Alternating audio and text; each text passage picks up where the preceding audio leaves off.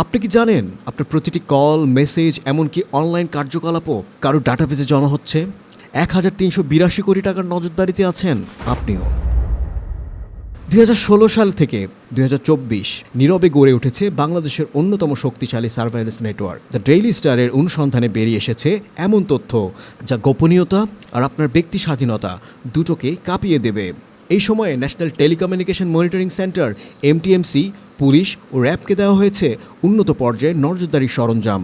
Mass interception system NTMC এর integrated lawful interception system, যা একসঙ্গে বিপুল সংখ্যক কল ও মেসেজ আটকাতে, ডিক্রিপ্ট করতে ও সংরক্ষণ করতে পারে।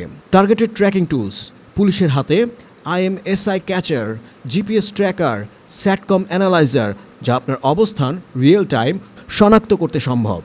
Device hacking and profiling, malware injection, keystroke capture, একীভূত প্রোফাইল যা আপনার ডিভাইসের ভেতরে ঢুকে সব ডেটা নিয়ে নিতে পারে। সিগন্যাল ডিসরাপশন গিয়ার, র্যাবের কাছে ফোন, জিপিএস, ওয়াইফাই, ব্লকার এমনকি ড্রোন ভিত্তিক জ্যামারও রয়েছে।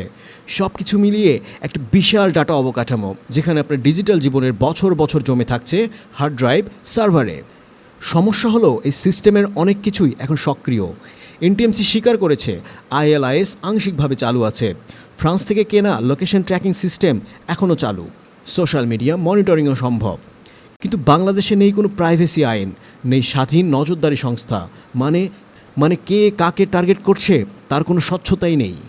শুরু হয়েছিল অপরাধ দমন আর নিরাপত্তার স্বার্থে, কিন্তু এই নজরদারির জাল রাজনৈতিক নিয়ন্ত্রণের স্বার্থে ব্যবহৃত হয়েছে ঢেরভাবে। আর আইনগত সংস্কার না হলে এই সিস্টেম টিকে যাবে, সেই সরকার চলে যাওয়ার পরও। তাহলে প্রশ্ন একটাই, আমরা কি এখনও নিরাপদ নাকি প্রতিদিনই অদৃশ্য চোখে বন্দী?